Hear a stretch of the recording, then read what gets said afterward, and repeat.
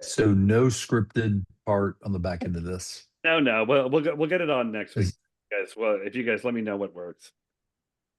Well, what is it that makes the South spicy? Is it the food? Is it the nightlife? Or is it the brilliance of the man that is the pride of Louisiana when he's not rocking in the courtroom and running his own law firm and visiting churches all over the world? He's a staple on court TV as well as a number of other news outlets. He's killing it on social media on Talk 107.3 with Brian Haldane. He is the incredible Franz Borghardt, joined as always by a Truth or Dare podcast Hall of Famer, a mere 2 states over, well, I guess a country and an ocean away. Also incredible in the courtroom on social media and running his own law firm. You know him from Court TV, CNN, ATL News One, Scripps, and in the UK on Sky News and a million other places when they need great advice. He is the deep digging, tell it like it is, Georgian badass that is Joshua Schiffer. And of course, the master makes his grand return to our little neck of the woods. Maybe you know him for being Georgia Author of the Year in 2013 for Blood Beneath My Feet. Maybe you know him from TV on Fox, CNN, Headline News, Court TV, and numerous others. When only the best will do. You know him from his brilliant podcast, which in my opinion is the best in the game, Body Bags. He is America's death investigator, the great Joseph Scott Morgan. Joseph, Josh, And today. a huge thank you to Joe. Just awesome. Like totally living legend. Does this, knows more. Really awesome. Huge fan. I try, guys. 1 foot in front of the. I never know when the whole thing's going to collapse. So I try to live each moment to the fullest, even when I'm having to battle Candace Owens sycophants everywhere. Oh God! In regards to my comments, in regards to what I think happened with Charlie Kirk and all those sorts of things. Did they lock into you? Because some of her people are beyond the edge. Yeah. Wait, For sure. wait. Joseph, are you suggesting that Charlie Kirk's microphone did not explode in an incendiary manner and cause a puncture wound? Are you suggesting that didn't happen, that instead it was the guy on the other roof? Of course, I would never. Oh, I would never do that. Yeah. No, what really teed people off was the fact that I suggested that we need to stop using the term assassination and use the term homicide, because it is a homicide. And if you allow the homicide investigators to work the case as it should be worked and go through the proper process as we do, as dictated by law, then it's going to have a far better outcome as opposed to all these various suppositions that are out there. And I'm not the only one. I mean, it happens, day in and day out. But Joe, without those super loaded, predestined words, how are we going to know which direction to point, up or down? If it's not an assassination, it might have something else happening besides what we want to believe. Yeah, Why what we would want they to make believe. words have meanings? Well, yeah, and that's the problem, and I've asserted all along that this is the problem we ran into with Kennedy. And granted, that is a political assassination. However, if Kennedy's body had never left Dallas with the imminent Dr. Rose there fighting tooth and nail for his body to stay there, and they had placed and had not placed President Kennedy's body into the most arguably inept forensic pathologist, and they weren't forensic pathologists, hospital pathologists in the known history of all medicine. They had never done a forensic autopsy. Here, though, herein lies the difference. The fact that Charlie's body was in fact autopsied as dictated by section, I think, 26 in Utah code. And it was done at the hands of one of the finest medical examiner offices in the nation. And here's the other thing. There was a little tete-a-tete that was going on relative to Miss Owens as well. They had a brand new coroner. Do you realize Utah has not had coroners in over 100 years? So the fact that she doesn't understand the difference between a coroner and a medical examiner is proof in and of itself enough. And, she gets these so-called fans that surround her and, want to buy in, and every other nut job on the face of the planet. Yeah, and those Western laws and how they actually set up coroner versus medical examiner and what's required or not. Here in the Deep South, we have a little bit of that. People didn't realize forever you could be a judge without having a law degree. Magistrate court judges in Georgia, man, you stood up and could swear, and small enough county, you'd be the judge. Well, I'll give you one that's better than that. If you go to Texas, they don't have coroners either. They do have medical examiners, but did you know that in Texas alone, the justice of the peace is the de facto coroner. Oh, Which has always fascinated me when when Justice, God rest his soul, Justice Scalia passed on, the Justice of the Peace, I'll never forget, her first name was Cinderella. She pronounced him dead over the phone. She never saw his body. And so, yeah, because it's a he had quirky world. died. Yeah, he had died at like a camp or something like that. Like Yeah, hunting lodge. Yeah, yeah. yeah. Uh, So, yeah, it's a quirky world. in Georgia, so when the legend, which has a little bit of truth to it, is that the intent, Georgia being a very anti-government state from the very beginning, long before the revolution, very individual rights based. We wanted any citizen to be able to ride or walk to their county seat within a day. So therefore, we have 159 counties, Yeah. some of which are basically empty, but all of them have mandatory top constitutional officer roles that have to be filled and are equal amongst all of the counties. So you end up with counties that literally have 4,000 or 5,000 people, most of whom have lived there forever and are half related. And they have to have a superior court, and they have to have a sheriff. And sheriffs in Georgia, we have the strong sheriff system. I think Louisiana does as well. Sheriff is basically a king. Like, other than the governor, no one stops a sheriff in Georgia. That's it. He says it, and that's the law. And Georgia's what I conveniently call a I can get elected. state. I can get elected coroner or sheriff in the state of Louisiana. I'll say that again. I can get elected coroner, and just for the record, I do not have a medical license.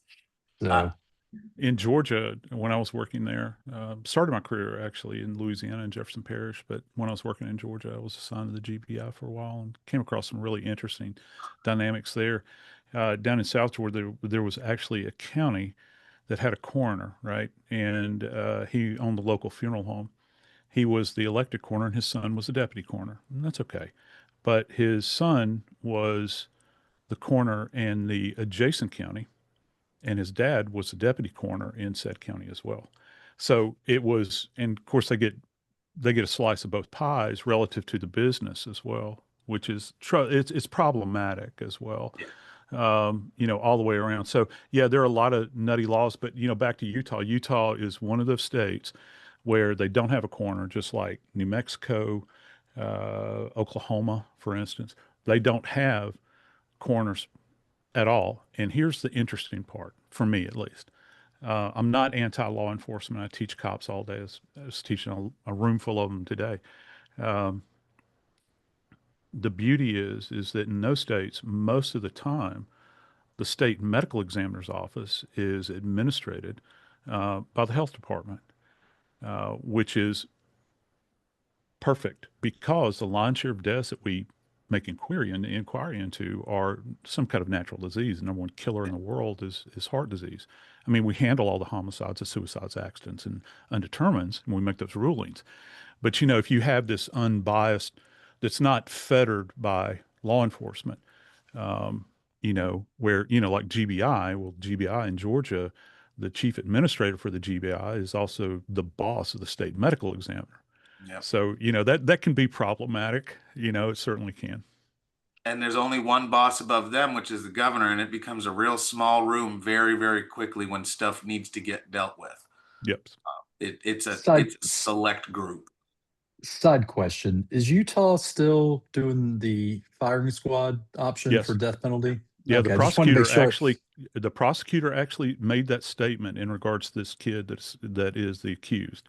He said, we're going to seek the death penalty, which is the firing squad. And I don't know if I'm saying that verbatim, but I think that was the essence of what he said. And for people that think that there's going to be this huge bounty of data that's going to leach out, they're handling this correctly. They're working this as a homicide. And I know that it's frustrating for people, but, hop on the struggle bus. Welcome along. It's fascinating to me. I cover deaths every single day in all manner, all over the world. I'm covering cases both in body bags and in the media. And, these people that hop on and begin to talk about death investigation, and they don't give two hoots in hell about other deaths that take place in other locations, but suddenly they're experts, when it comes to this. And you're starting to see, I think that there's been several things along the way that have proven, these ideas that they're putting out there, they're just absolutely patently wrong. And it stirs up discontent as well. That's the real danger here, I think. Oh, everybody on social media was either a lawyer or a police officer during the Karen Reed trial. So I think we've It's everything. The wannabe experting, because I've read a couple of things. Joe, this is a question I've actually got about the Utah issue. When I look at that case and I reverse roles with a local prosecutor, this thing lands on my desk. It's not the most complicated factual case to carry if you're going to make a discrete, straightforward death penalty attempt. And I believe that my question really is, do you think Utah is going to go for the show, or do you think they're going to go for the win? Because a win, I don't see a giant, weeks-long, crazy, insane case except by the defense. State has a pretty strong, discrete, factual scenario that they're going to present. Yeah, I think so. And again, going back to, our modern crime scene is these boat anchors that we carry around everywhere we go now. And this is the modern crime scene. And, just like in a lot of these cases we cover in the media, there are going to be those electronic breadcrumbs, and we haven't even touched the surface Oh, yeah. of everything that the authorities know about this case at this point, the electronic data that they're going to be digging out. And that,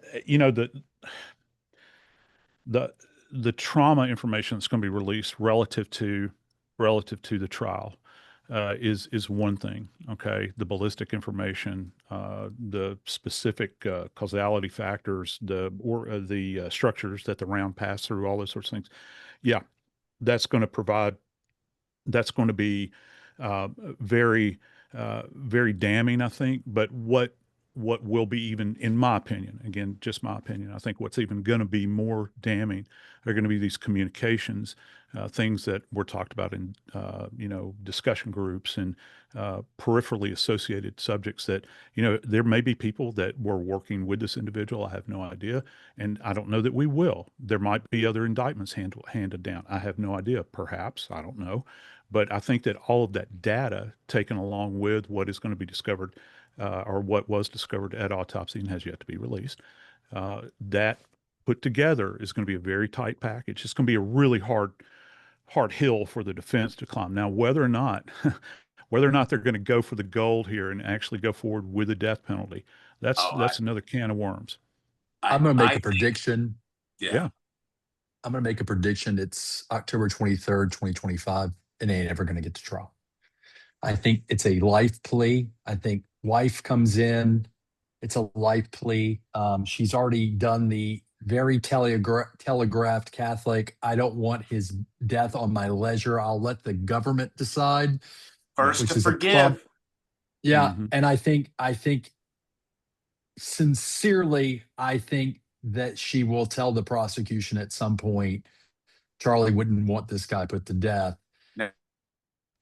That's the juncture that I find most interesting in this, because politically there's going to be a demand for the prosecution in a conservative state to death penalty a guy who assassinated a well-known faith and political leader.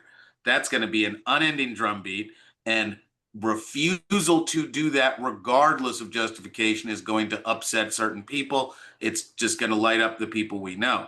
But she's the only one who can say, I don't want him put to death. And she can be the excuse for everybody. Oh, yes.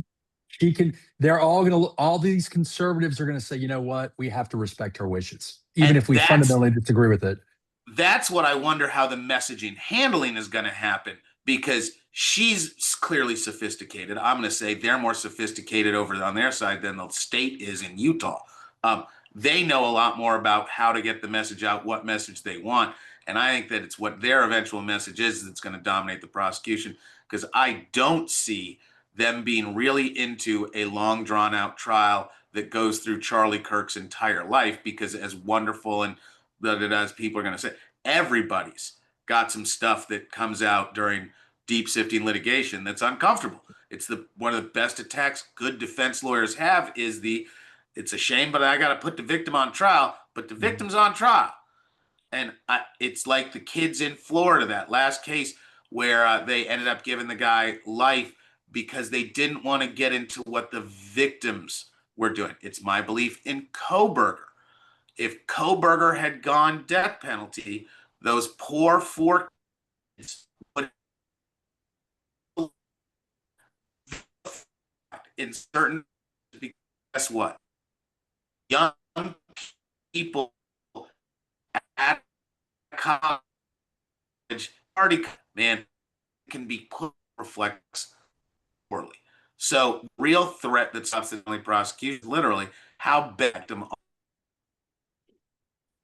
Sorry, Josh, that broke up a little bit. I just want to switch gears for 1 second here because Joseph said something earlier about the coroners versus medical examiners and how that system works and all that. And I'm curious because everyone wants to talk about the Ellen Greenberg case. Was that body examined by phone? Because I took a better look in the last couple of days when I knew we were going to discuss it, because again, I've seen the 3D imaging and all that sort of thing. Mm-hmm. I just had a bunch of questions for you on that. And one of them is, how many self-inflicted stab wounds do you think is possible for a human being to take? It's reflectively, I've talked about this case for years, and I know Josh and Sandy Greenberg. I've been on the air with them many times, and my heart just bleeds for them. My example in my little slice of the pie working in New Orleans and Atlanta is that I had over the course of my career, I had 2 self-inflicted sharp force injury deaths involving stabbing, okay? Not the cutting of wrist and not the cutting of one's own throat. Those are rare, but more rare are going to be self-inflicted stab wounds. And to try to frame this out, I gave this example the other day. If all 4 of us were at a forensic scientific meeting together, okay, and there was an ME investigator or a forensic pathologist that was going to give a talk, and you saw that this individual was going to be on the dais and there in the program, and it said self-inflicted. We're going to talk about a self-inflicted multiple stab wound case involving 20 plus, because now the chief medical examiner said that she found 2 more stab wounds. I was going to say it's 22, isn't it? Yeah. Yeah. Well, there's some, I think, that maybe cross communicate, because that can actually happen. I'm thinking that the room at that conference would be packed.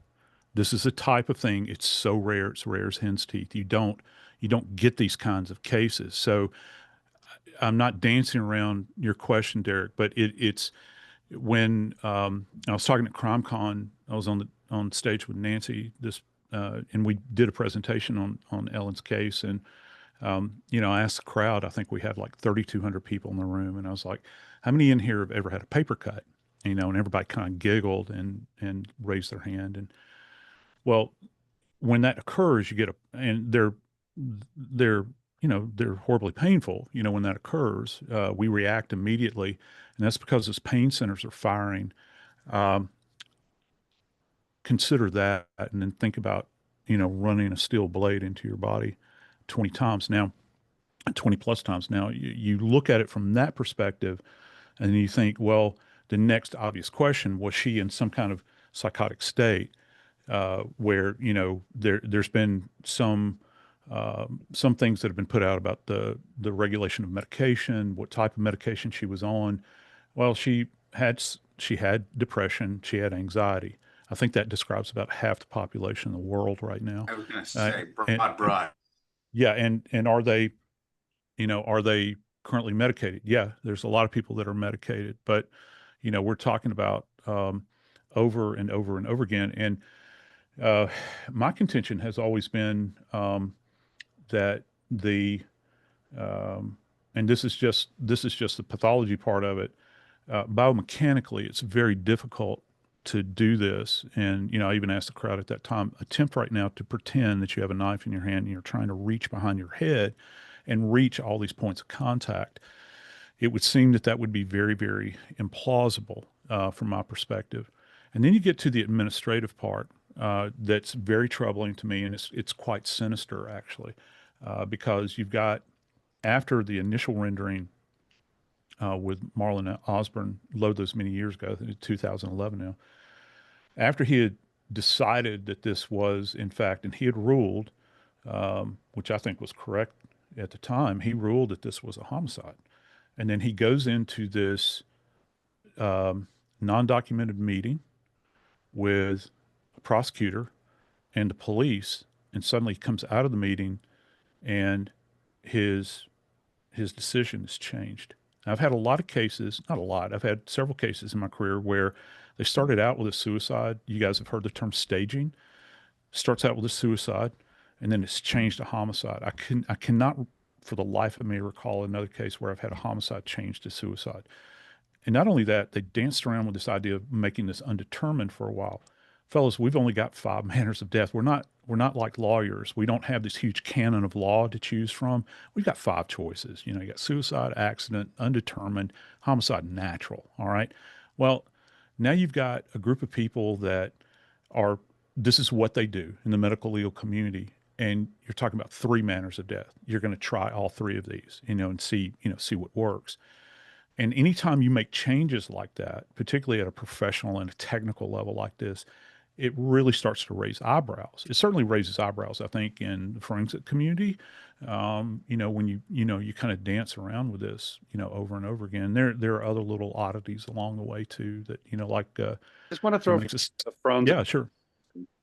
Franz, Joseph said they had an undocumented meeting with the prosecution. You were a prosecutor. Did you come across undocumented meetings, or is that just that? Don't lie. So, yes, is the answer to your question. Most meetings are undocumented.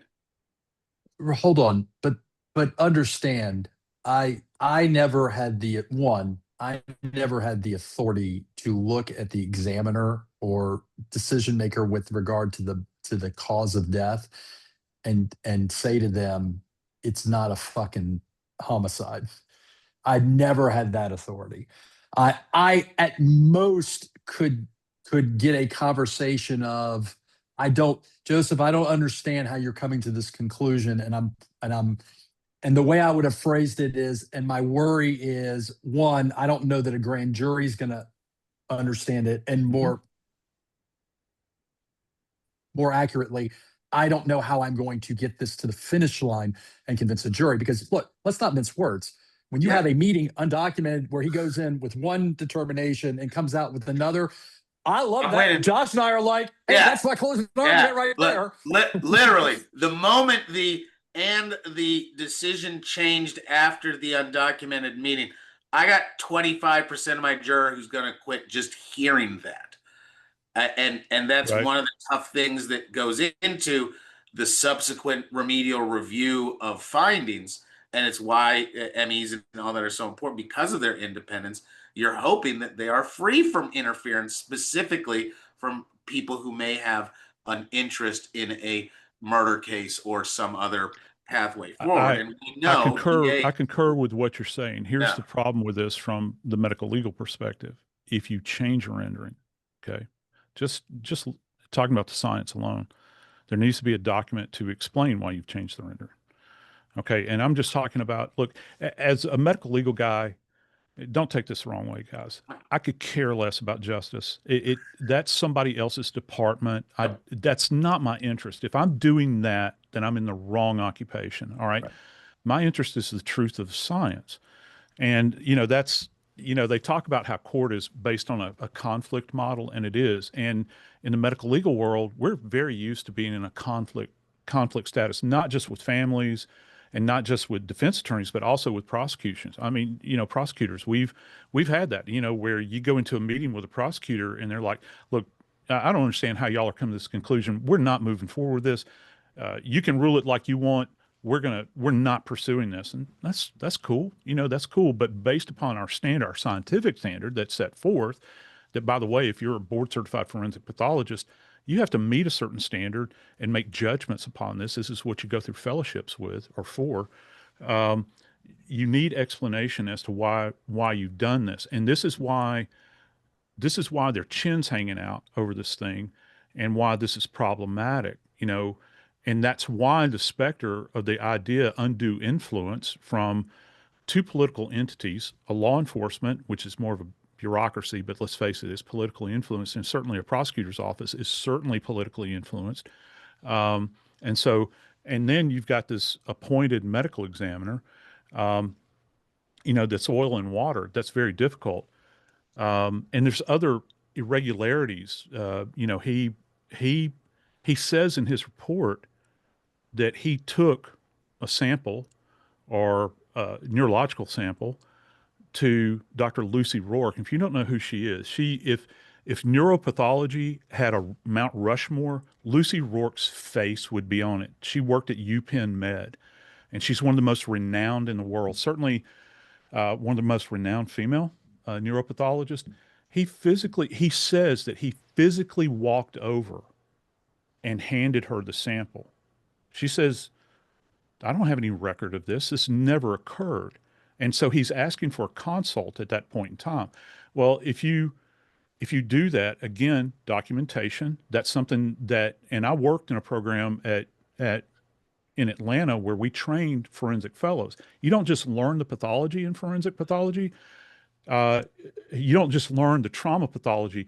You learn how evidence is handled. You understand chain of custody. And you know, guys, without that. It is absolutely useless. It's not worth the gunpowder to blow it to hell. So, you know, that's the rub here, if you will, to borrow the term from the Bard. You know, it's just, that's the problem, man. You know, that's what you're looking at, I think. And it's just gone on so interminably long. And the Greenbergs now, as they have been, are paying the price for it. They're paying the price for it. And I don't know that they have gotten satisfactory answers. I think, and I don't want to put words in their mouth, I think that at one point in time, they said that they would have preferred if they just said, okay, it's undetermined. Yeah. It's undetermined. It's neither, or we don't have enough data to say that, ripping the Band-Aid off and getting to the very common sense part, because I've not done the world's deepest dive, but man, I've seen a lot of this stuff that physically seems almost impossible for a single person to perform. Yeah. Just the physical. I've had people injure themselves, both slicing of wrists, shooting themselves. Stabbing yourself is really hard. Stabbing yourself multiple times is nigh impossible. Your body will not let you continue because of what's happening mentally and physically. How do we get to this many injuries in such an awkward location that it just you can't help but question the physical possibilities? Well, Joseph also said it's the common sense of it. And that's why I wanted to kind of look at this thing just from the entry level point, like the first 48 to 72 hours. I'm sure as lawyers, you guys have seen plenty of paperwork there where they explain the crime, whether it's a homicide or undetermined, from that first 72 hours. I'm curious, Joseph, where did this whole thing, like, is it the chain of custody that was the issue? Is it the security guard? Is it the undocumented meeting? Like, how did this get like, the fact that we're talking about it 14 years later, where did this whole investigation go off path? Our working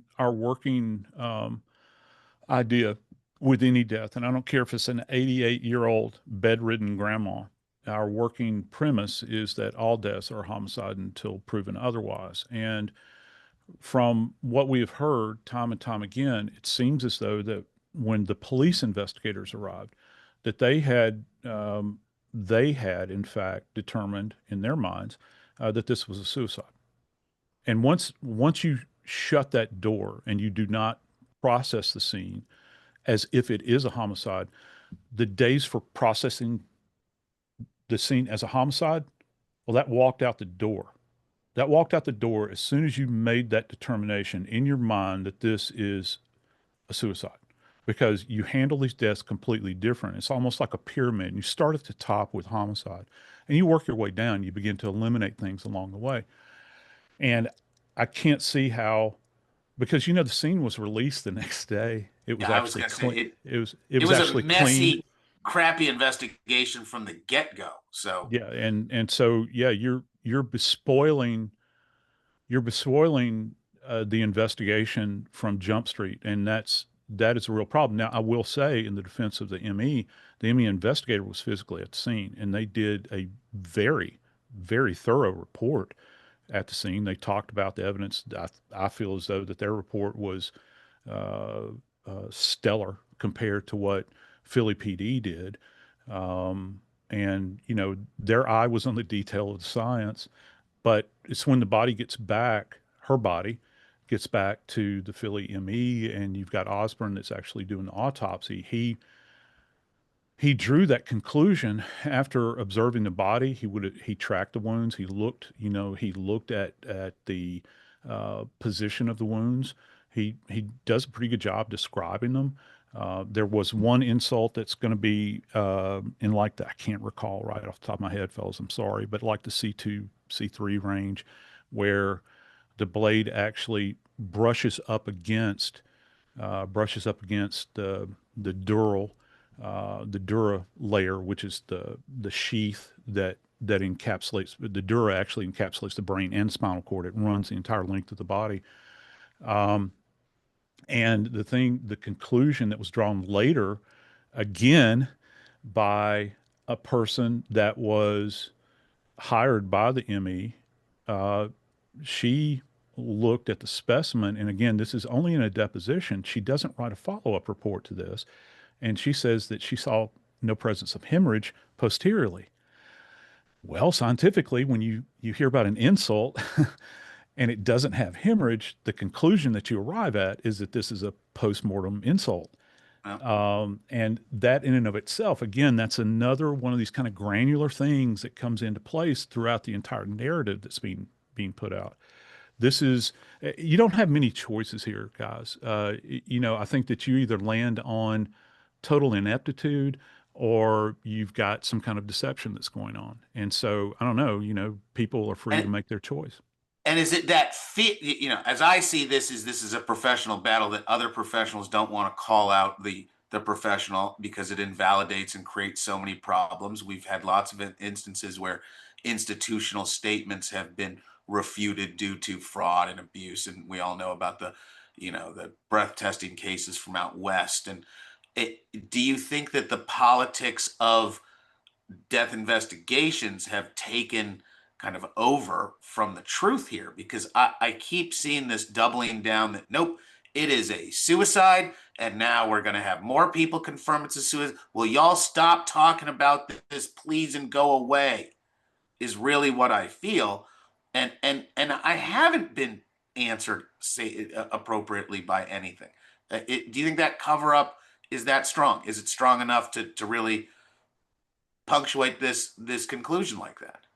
I don't know. I mean, it certainly draws certain things into question. I mean, and also keep in mind, and I know that you guys, because you guys are far more experienced in the courts than I am, and you guys put battling experts on the stand. And as you well know, you can have two forensic pathologists that will look at the same case and see two different things. And though this was not the case I'm about to state, and you're going to know where I'm going, even though the case was not adjudicated, all you got to do is look at Epstein. Michael Bodden was present during Epstein's autopsy, okay? And Michael came to the conclusion at that point in time that the injuries that Epstein sustained were not consistent with a self-inflicted or a soft hanging. That's not the conclusion he drew. When you look at Ellen's case, God rest his soul, Dr. Weck also came to the conclusion about Ellen. He said, this doesn't fit the pattern. This doesn't fit the pattern, and what's the term? Cyril was not known as a shrinking violet. He didn't mind going to toe to toe with people, kind man, but woe be unto the man that crosses his path. particularly from a scientific perspective. And he came to the conclusion, this isn't a suicide. This is a homicide, you know? And so you can come scientifically, you can look at the same data and come to different conclusions. However, you know, Ellen's case to this point has not gone certainly into criminal courts. We'll see what happens. I think I'm going to be fascinated to see what happens with Ellen's case in the civil arena, because I think, guys, I got to tell you, and y'all are the experts here about this, I think that might be the court of last resort at this point in time, if there is anything, you know, moving forward. I actually wanted to ask Josh and Franz both that, because Joseph brought up a great point, the way that this investigation kind of, it was messy kind of from the get-go. If just say on the, I think it was October 10th, they doubled down and said this was a suicide. Had they have switched the verdict to a homicide, has there been enough mess in this case where you could just spend the 8 months in court going back and forth, just saying, you know what, we can't prove it either way? It wouldn't have gotten that far. If a prosecutor wanted to flush it after the secondary evaluation came back contrary to the first, it would have gotten flushed at the grand jury. Yeah. And by the way, a good grand jury would have had every reason in the world to say, wait a minute. One examiner from says one thing, one examiner says another, and the prosecutor is going to do this. Yeah, a whole bunch happens at grand jury about moderating the workload of the state to make the state's job, you know, to take out the crap.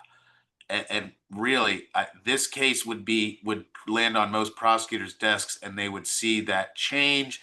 They would see just all the facts involved. It was a messy case, no matter, even with clear evidence, it's a messy, hard case. You start getting into legitimate expert changes in position, questionable judgments. It's not like any ME is going to say, oh, I'm 100% certain. No.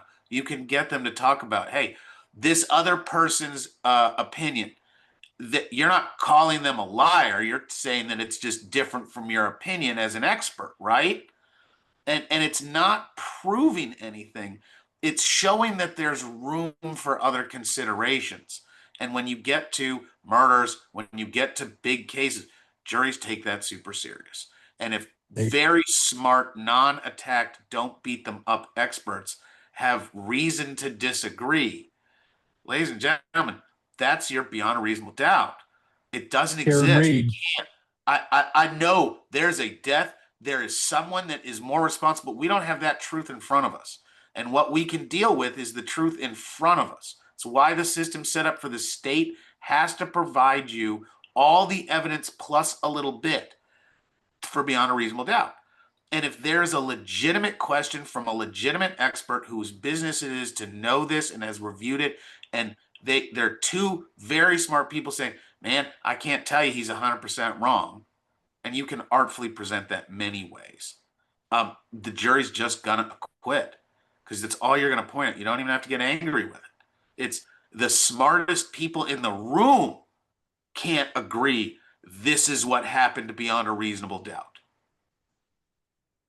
That's what we saw in Karen Reed's case. We saw essentially the defense use the government's initial expert with success. And look, that's the perfect storm. The perfect storm is I don't have to go out and hire my own expert. I've got one on a platter that's disagreeing with the other government expert. That's awesome. And it's why the retention of experts like the ARCA stuff is so important, and why the discovery process is so important. Because if you get your initial expert selection back and it's only 70% of what you need or want, it's hard to supplement that without opening yourself up to big questions on cross-exam of, well, the first expert couldn't get it to you, so you just went and got a second expert to supplement, right? And you couldn't prove it with just common sense and evidence. You have to pay someone. And every time I land that attack, there's a little bit of a juror that turns around and goes, yeah, this isn't beyond a reason. This is a line I'm being sold. I'm going to be cynical about this because it's easy beyond a. Sorry, Josh, cutting out a little bit again. Yeah. That's out to people. Well, Much like me now. I just wanted to go back to what Joseph said about Epstein, and again, how this whole process works. Whether you're in jail, I mean, the jail is a fascinating example to use for a first one. So they find him dead, set up like it was either a suicide or a staged suicide. How does that process work from that person making that decision to you guys? Does the coroner make that decision, then it goes to the medical examiner and they confirm it, or is it just one? I guess it depends on which state, but I'm just curious how, again, with a lot of these cases we've read through, I don't think we're going to be able to get to some of the other ones, but where is there a change made where it makes sense, where it doesn't get lost down the way? Great question. You know, and the thing about it is correctional deaths are unlike correctional and in custody deaths are the types of deaths that we intensify the degree of the examination. As a matter of fact, I just did it hadn't dropped yet. I did a new episode, Body Bags, today about a capital punishment case that's coming up. Actually, the guy is slated to be executed next month. A case that happened in 2004. And my partner Dave was asking me, you know, what goes into doing an examination on somebody that dies in custody. And I assisted in, I think, 3, and this is executions. 3 people that had been executed. And this even applies to people that die in the back of a patrol car or in a local lockup. If the medical legal authorities get their hands on the body, which they should, because those deaths in most states are automatically reportable, and most states expect that there will be an autopsy performed. It's far more extensive. So with Epstein, you would have seen, I can speak to down in my neck of the woods, we would have done a complete dissection on his back, the backs of his legs, the soles of his feet, the palms of his hands, the backs of his arms, both the ventral and the dorsal aspects. We would have taken samples all over his body, and that would stand to reason with any case, because what you're trying to do, because you have, you know, it's like I tell my students at Jack State, it's like, even when I'm in instruction, I said, you got to pretend while I'm lecturing, 2 people are present, 2 groups of people. We've got lawyers watching us and we've got a jury watching us. So everything you do as a crime scene processing person or a forensic investigator, you're being watched the whole time. All right. And so we take that very seriously. With Epstein, when his body would have been taken to the OCME, they would have done a very thorough examination on him. However, you know, when you look at his body and the conditions that his body was found in, first off, I have a real problem with the status of his cell. This man was living in squalor. I've never seen anything like it. I've walked into a number of correctional facilities to work deaths over the course of my career. You've got debris laying on the floor. It's an unkempt room. He's actually got prescribed medications that are up on the top. Didn't that blow your mind when you see the bed and you're literally like, hold on, is this a dorm room or a prison cell? Prison cells, very Spartan. Unless you've been long-term in a prison, you don't have anything on the wall. You sure as hell do not have multiple medication bottles for self-administration are you kidding me? They give you medicine on a tray in a paper cup in jail. Yeah, you either go to the nurse's station and they hand it to you, or the nurses, along with a trustee, most of the time come by with a cart and they pass it to you through the door. Here's the other thing. A CPAP machine was on the floor in there with an electrical cord. And one more thing that I caught the other day when I was actually I was talking about the case with somebody on a podcast, and I took another look, and something that had escaped my view before. There is an intact plastic bag on top. And so, I mean, just like, okay, let's just think about like when we're parents. Kill yourself. Yeah, but with parents, what do they tell you about having plastic bags around babies? You know, you don't do that. Why? Well, because they can put the bag over their head and they can asphyxiate themselves. I've had adults take their own lives with plastic bags. A lot of that stems from uh, from the what's called the self-deliverance movement, was very popular years. The final exit cases, it's very well documented out there as a methodology.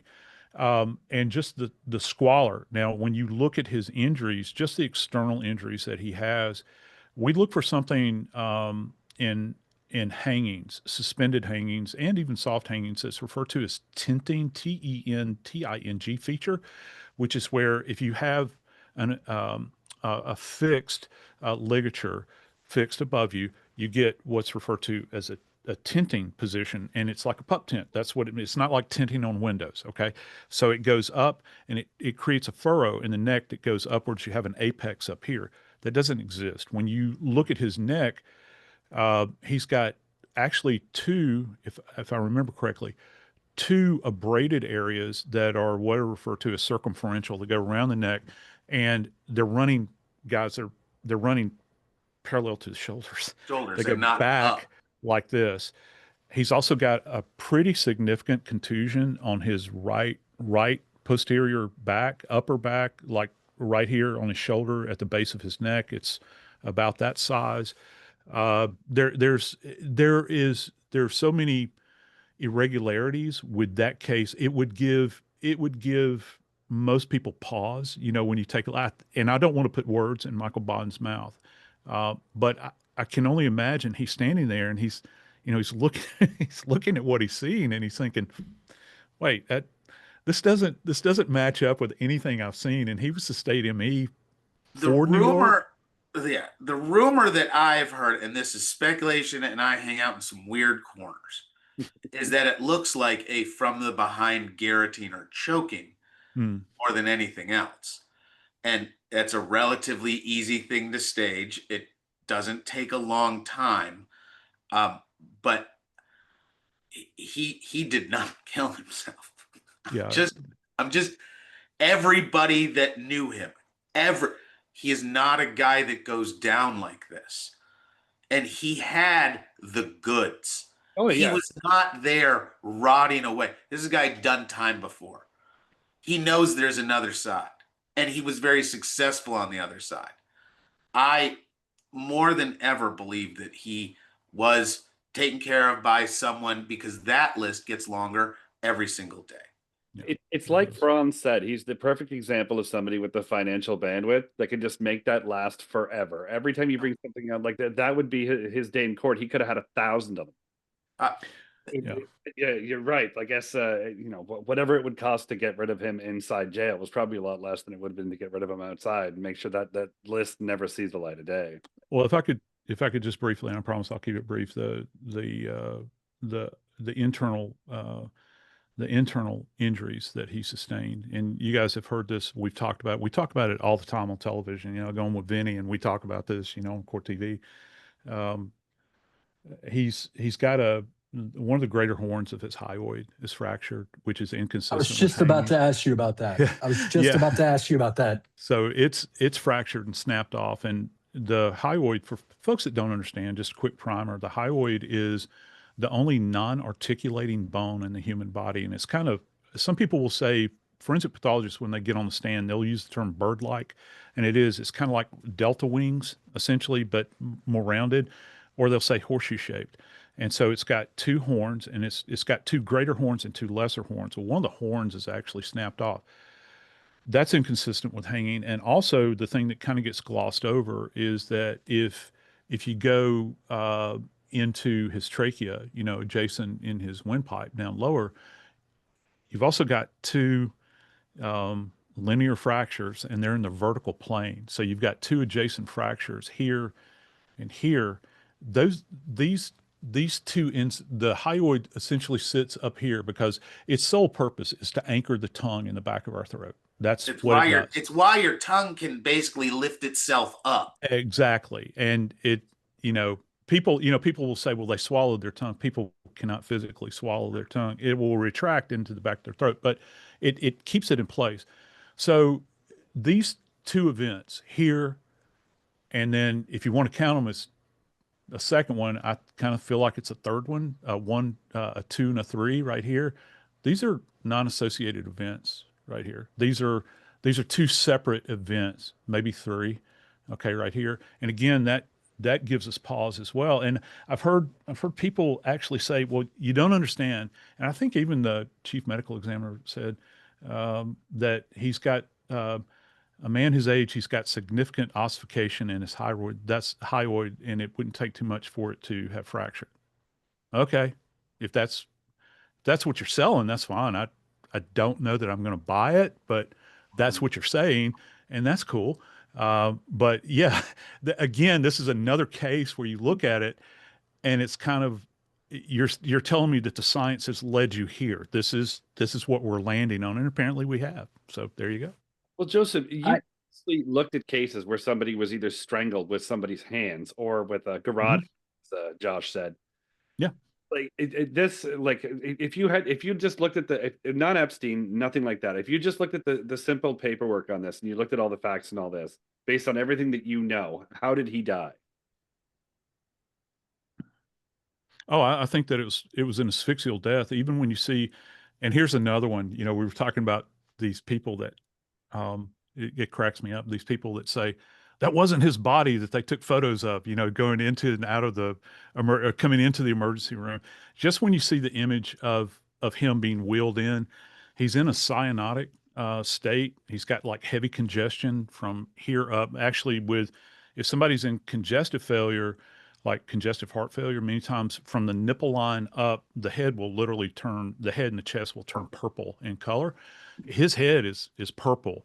And when I saw that immediately, you know, I'm thinking based upon what I'm seeing, just looking at this, I'm saying, you know, this is an asphyxial death. Now, I don't know how he was asphyxiated, but I know that at that moment in time, that's what happened. There's no indication that he was, in fact, in congestive heart failure. So I kind of have to check that off the list, you know. So what could have brought this up? Oh, by the by, he's got internal trauma in the structures of his neck. And again, it traditionally, the way we've been trained, the things that we talk about in forensic pathology and forensic investigations, this doesn't marry up with traditional views, if you will. And out of all the cases in the world, you know, Epstein's going to be the outlier. That you know, it's just you're asking me to look at, not you. I'm just saying, Yeah, no, the there's only general so public. much You're asking me to coincidence look at before. this and come to a different conclusion than what I've been trained to see. Yeah. All right. And I think anybody worth their salt is, at least, you might not agree, and that's cool. I don't care, but at least give it some thought and consider some of these things along the way. And I remind people constantly about this whole Epstein thing, because so many people are like, "Oh, I'd never heard of it. It must have been so undercover. It's all hidden behind." No, this was the most out in the open kind of thing. Everybody in St. Thomas knew who he was. The marina, you can go there today and point at the slip. Like, we're talking about a really accessible universe. This wasn't all hidden. Lots of people knew. Lots of people outside of the immediate had lots of things against him. And there's so much information that just doesn't come out. So this case is way not over. The publishing, the next set of names that's going to be rehashed, these are names that are out. They are referenced in the book, but she does not specifically name drop them in order to prevent some lawsuits against Knopf, which is the publisher. The publisher who actually handled this book originated it at a different publishing house.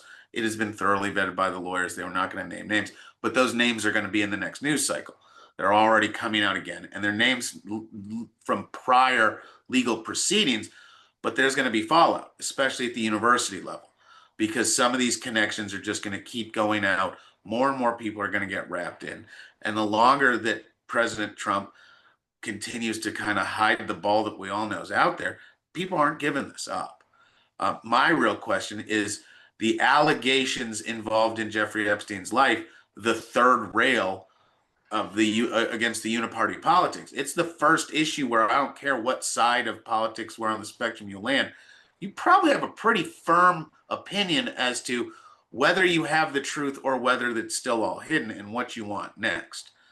And it's interesting to watch this develop. You're seeing some odd bedfellows across the spectrum get together wanting more information.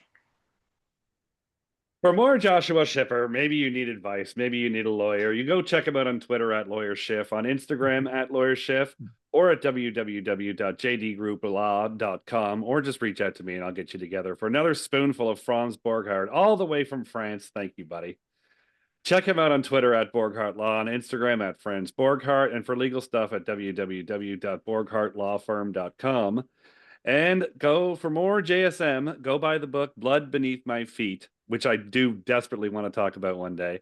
Wherever you get your books, you can follow him on Facebook, Instagram, and Twitter at Joseph Scott Morgan and at Joe Scott Forensics. And go download the podcast Body Bags with Joseph Scott Morgan, because it really is the best one out there. Gentlemen. 100%. 100%. Joe Scott, thank you so much, man. Thank you, guys. Huge fan.